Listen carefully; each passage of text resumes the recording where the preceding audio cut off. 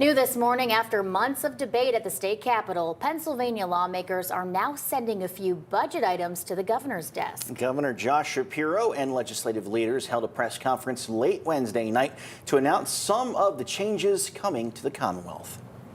We wrapped up a lot of unfinished business here together tonight. There have been some long days working to resolve a long budget feud at the state capitol. There was a newly unveiled legislation on Wednesday night with lawmakers on both sides of the aisle making concessions. First, the state will expand the private school tax credit program from $340 to $470 million, which was a major policy point for the GOP. But Republicans agreed to scale back the amount of money that middleman administrators could keep. That went from 20% down to 10%. More disclosures are also required about the demographic information of the students who benefit. Democrats dropped a demand to send another $100 million to the poorest public schools. Instead, the bill boosts the amount of tax credits from $12 million to $60 million for donations that go to private schools that serve a larger proportion of students from lower-income families. I know it has been a long day, but sometimes that's what it takes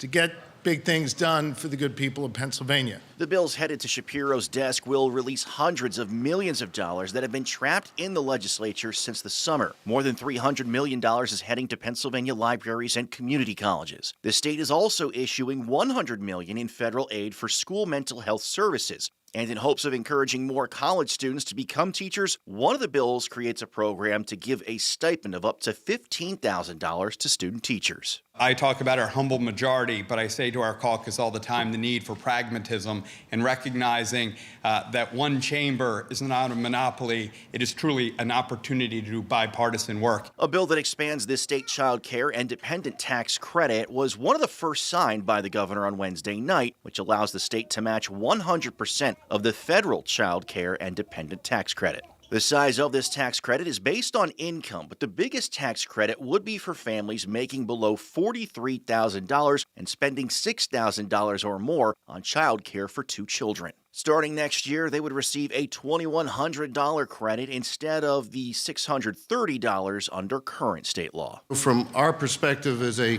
Senate Republican majority, we are very thankful that we were able to conclude this process while maintaining our fiscal stability. For County 911 emergency response services, lawmakers agreed to raise the monthly fee on telephone bills by 30 cents from $1.65 to $1.95. It's expected to raise another $60 million for those services. And finally, the state is also sending out $175 million in one-time aid to fix up schools. This includes cleaning up lead, asbestos, mold, and other environmental health hazards inside the buildings. Lawmakers now eagerly await a return to bipartisanship in the new year. I'm grateful for this evening, but I'm looking forward, I must say, patiently awaiting for the next one that's to come, because the good news is we're just getting started. Now, with the 2023 budget now negotiated, lawmakers have roughly 6 months before the next one is due.